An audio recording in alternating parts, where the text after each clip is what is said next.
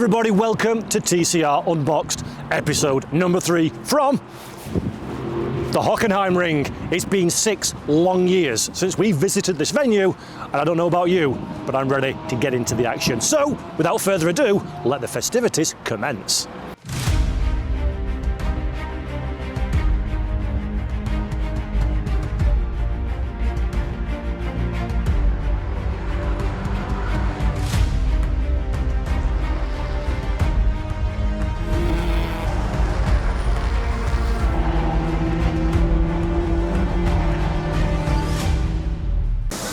So Jensen Brickley is still looking for his first pole position in TCR Europe. Maybe I'm a good luck charm, maybe I'm not. Let's find out who qualified where for the first race of the weekend in Hockenheim.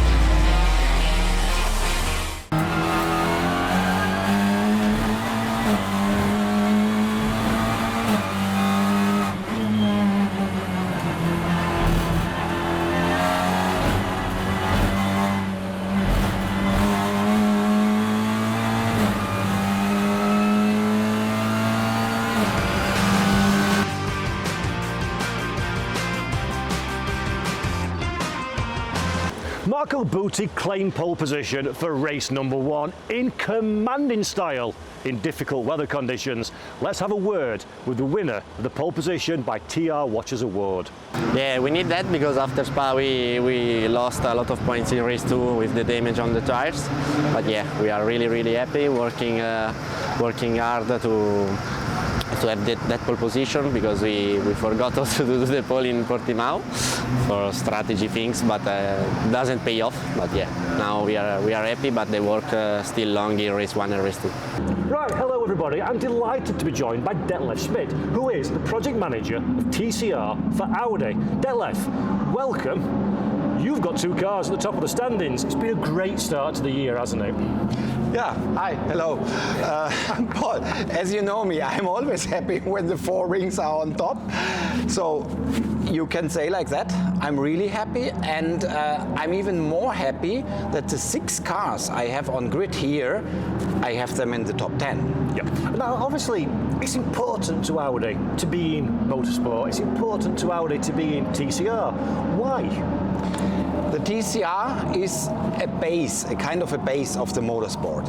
And we have built nearly 200 of the Gen 1 cars and around 100 of the Gen 2 cars. So I am happy when these cars are on track and when the customers are happy to run these cars and to be successful with these cars.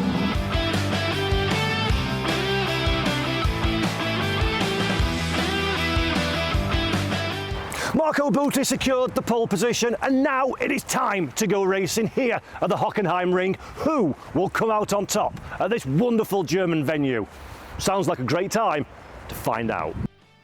TCR Europe commences at the Hockenheimring under beautiful weather conditions with Marco Butti, the man starting from pole position. However, it would be Nico Baldan getting away from the line, the best of the 21 car strong field. Baldan taking an early race lead for Icoa Racing, while further down Max Hart shows plenty of aggression in his bid to move up into the provisional podium places. That look into T1 would open the door for Canadian driver Nicholas Taylor in PMA Motorsport Audi colours to have a look down the inside. On this occasion, the move would not be successful, but Taylor certainly keen to show an aggressive stance in the early stages of this race, much like Marco Butti, who made a small mistake into the hairpin and drops from second position. That mistake allows the entirety of the chasing pack to make their way past, while at the back of your shot, contact between several of our runners at the rear of the field would cause the first safety car intervention of the weekend.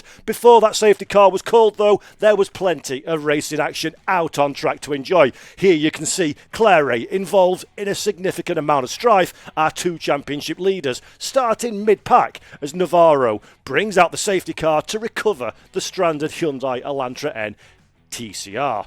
Once back under racing conditions again, almost immediately Max Hart would show masses of aggression behind the rear of Nico Baldan. A flash of the lights to indicate to the Italian driver he is coming through, and then this move from the Irishman in car number 69 would be pinpoint precise to take over a race lead that Hart would never relinquish from here on in. While the race lead was strongly contested, shall we say, between Max Hart, Nico Baldan and Eric Genet of Monlau Motorsports, the rest of the field climbed over the top of each other to try and find a way past. Here we can see Genet looking to put the move on Baldan for second position. Marco Butti, ever keen to find an opportunity, slides up into the bottom step of the podium for good measure as Park goes on a bit of an adventure for the Solite Indigo Racing Hyundai Elantra N car. Park would recover that race car and continue through to the checkered flag, but it would not be the end of the drama here at the Hockenheimring. Here we can see Brichet using all of the racetrack and a little bit more at the rear of your shot, and we take a quick replay now at some of the dramas that involved our drivers a little bit further on. Marco Butti up into second position. Eric Genet would be on a bit of a defensive stance from that point on. Here you can see him fighting very hard with Jimmy Claire. Claire carrying weight in the Claire Sport Audi, but on a fantastic recovery drive to minimise the loss of points to those championship rivals around him and his French teammate Teddy Claire as well. While they fought on, though, Eric Genet would show great defensive posture, working hard behind the wheel of the Spanish Monlau Motorsports Cupra. At this moment in time, the podium would become increasingly unlikely. Unfortunately, further down the running order, that would be a disastrous moment for the driver many thought would have a championship lead coming out of this one, and Jun-Sung Park as well into the barriers and a hearty contact. This is the contact into the wall, and that unfortunately is the end of the day for the number 87. Further up the field, Marco Butti still in strife, coming together with Nico Baldan. That opens the door for Jimmy Claire, though. Secondary contact between the two almost spells disaster for both of the Audi drivers here on home soil in Germany. Both get away with it on this occasion. Marco Butti can have a momentary sigh of relief, as while they're squabbling, that opens the door for the Italian to bring the car home in second position. Nobody upon nobody, though, could contend with Max Hart. A first race victory for Max in TCR Europe, a victory for Target Competition on their return as well. No smiles would be greater than those of the Irish driver come the checkered flag. A commanding performance, a dominant show, and a real signal of intent for what was going to be a very strong weekend indeed for Max Hart. Yeah, it feels amazing. Long time coming. A bit of a tough start to the season, but I'm delighted that I stayed confident in myself, and the people who believed on me kept on supporting me. So yeah, I'm so happy to reward them and myself with this win. So Martin, it's been a difficult start to 2025 for ALM Motorsports. What's happening? How do we recover from this one as the reigning team's champion? Well, yeah, as you said, it has been a difficult start, but we're doing everything to recover our 2024 strength. Obviously, we had really good drivers in 24. The team altogether made a strong progress throughout the year, especially the drivers. So yeah, we started this season a bit in an unfortunate situation, let's say, where I had to find the drivers alongside Ruben. So it's yeah, has been difficult, but for sure we are doing everything to regain the strength. So Ruben, Hockenheim, first time here for you. How are you finding the track? Yeah, it's fun. It's like I imagined it in the sim. I mean, the track is basically the same as it is in the sim. Some corners are tighter than the others, but yeah, it's a really fun flowing track, and so far I love it here. We're going to speak to Ruben Volt shortly. What's Ruben's best trait and what's his worst? His worst is his. I start from the worst because I've been trying to get it out for many years. It's his ability to get up in the morning at a certain time and be on the track at a certain time. He likes to sleep a lot. So Teenager. yeah, probably. But you know, he jumped into the car when he was 15, so he's now 19. For me, he's already like grown up, but you know, I have to admit that he's still 19. And the strength, obviously, his natural speed and the ability to understand what the car is doing and how the behavior of the car is. So that is something incredible, I would say. Well, I asked Martin what your best trait is and what your worst is. And you'll find out the answer on TCR Unboxed. What's Martin's best and worst characteristic? Remember, folks, that's the man that employs him to drive we're talking about. The best trait. I think he's always calm in like difficult situations. Yeah, that's what I'm gonna go with, because he's always like calm. He doesn't like over stress things. He always likes to find the answer like I do if something doesn't go right. So I think, yeah, that's his best attribute. The worst. Now I need to be careful what I say. It's really difficult to think. Like, Martin doesn't really show his bad side that much. Like, I can't think of anything.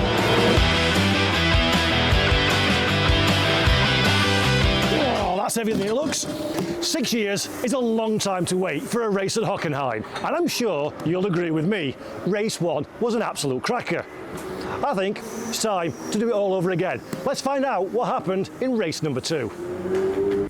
The final race of the weekend with a reverse top 10 saw Felipe Fernandez starting from pole position, but the mixed weather conditions would be the story of the day. Several drivers electing for wet Kumo tyres on the rear and slicks on the front. However, in these difficult conditions and the tentative opening laps around the Hockenheimring, one driver would prove the standout of them all. Felice Jelmini, selecting full wet Kumo tyres on his PMA Motorsport Audi, would make light work of the 10 cars ahead. From 11th on the grid, Jelmini would be in the conversation almost immediately for the race victory, while Fernandez charges on at the front of the field from Ruben Volt of ALM Motorsports behind. This is Volt's opportunity to take over the race lead, and he does so in fine style. Still tentative, still struggling for grip are the TCR Europe drivers, but Ruben Volt took an early race lead. Felice Jelmini behind, though, benefiting from the additional grip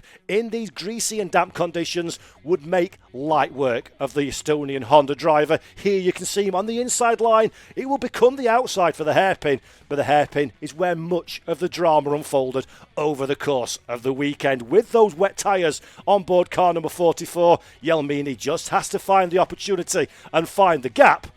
But that contact between himself and Felipe Fernandez would cause significant strife to the Italian driver. You can immediately see the damage on the PMA Motorsports Audi. It would do little to deter Jelmini, though. The grip of those Kumo wet tyres proving ever more important in increasingly difficult weather conditions. As the race unfolded, the rain fell harder. Here you can see Jimmy Clary and Marco Butti racing together in incredibly difficult conditions. Butti extracting all of his rallying knowledge to find a way up the inside of car number 21 and taking away that 4th position. The grip would be increasingly reduced for the TCR Europe field. Several drivers exploring the full width of the racetrack, and some of whom deciding to come down pit lane to make a mid-race tyre stop. Here's Marco Butti once again, one of the big movers in the early stages of the race, finding finding grip where others could not, moving up into second position as Felice Jelmini, very rare in touring car style, finds some traffic. Those wet tyres giving a massive advantage to car number 44. Jelmini, despite the damage, running away with things at the head of the pack. He would have a few more surprises coming his way before the checkered flag, just like Ruben Volt, who in difficult weather conditions finds the gravel, avoids the barrier thankfully, as Claire in the 21 charges through the gravel trap. Several cars would fall off of the racetrack over the course of this race as the rain increases in intensity and those on slick tyres find the running very, very difficult indeed. Nick Taylor and Park side by side through the stadium session. That's a move made for Taylor. Unfortunately, though, the day wouldn't get much better for the Canadian driver as a now wet-shod Julien Brichet climbs his way through the field, having made a pit stop very early in the race and elected to get off those slick tyres. Unfortunately, though, the penultimate corner and the very treacherous drag strip would offer no grip to the TCR Europe field. Fernandez and Taylor in strife, heavy contact into the wall as Santiago Concepcion pulls an absolute masterstroke to avoid contact with the barriers. Lots of time lost for the Spanish driver, but at least he is still in contention. Unlike Marco Butti, who makes a mistake right at the very end of the race and loses several positions. Further dramas, further contact for our TCR Europe field. That's a monster save there from Jensen Brickley, almost collecting the now newly wet-shod Mikael Karlsson. Karlsson, if the safety car would have stayed out of contention, could have been on course for a podium finish. However, it was still a strong return to TCR Europe. And there is the safety car, the inevitable safety car that would see our field all the way through to the checkered flag. And with it, the very first TCR Europe victory for Felice Jelmini. He made the right choice. He was imperilous in difficult weather conditions, and the Italian driver for Audi at home in Germany took race victory number 2 of the weekend at Hockenheim. I mean, I'm happy. I took the risk to put 4 rain tires on the grid. I was not sure, to be honest, in the first lap because the track was drying up a little bit. But in the end, it paid off. So I'm happy mainly for the team because they deserved this win after the hard work they did. So you know, I'm that kind of guy who cannot be totally happy because I had a big advantage compared to the others because of the tires. But in the end, a win is a win. So I can be happy. Yeah, a fantastic race. We made the right decision at the start of the race to go slicks on the front and wets on the rear. And then as the rain came, it was sort of confirmed that that was a bad decision. Jelmini did a great race in front on full wets. So to come home first car on the slicks on the front, I was really happy with. It was an interesting race to say the least. Myself and the handbrake, we've become best of friends. I think I used it maybe 3 or 4 times each lap towards the end. It kept me out of a lot of trouble, and that was the main thing in the race, staying out of trouble, making sure we didn't go off. And yeah, that's exactly what I did. Difficult weekend, yes. It's beginning free practice. I didn't have a good session with a lot of problem on the car and stuff like that. Bad strategy in qualifying, so I did P9. After that, a good race run, and the race 2 was completely crazy. I just want to finish this race. And more of that, at the start of the race, we want to put the 4 slicks on the car. So we put it on the car, and at the last moment, we choose to put 2 rain on the rear. But we keep the fully new on the front, and it was a worst choice that we did because the grip were never coming with the new tires on the front. So as I survived all the race, and I almost crashed on the enter of the stadium 3 or 4 laps before the end. So I lose one position, but it's okay. I'm happy to finish the race with good points. I think it's a good option for the championship. Stressing, a really stressful race. I think the car wasn't the car that I expected. It's true that the conditions were really, really tricky, but it was quite difficult for me because we managed to say that the race was going to be dry, so we put the wet behind, but the car was fully dry, so quite difficult. Actually, I was calling for rain tires during the warm-up lap, but the tires wasn't ready.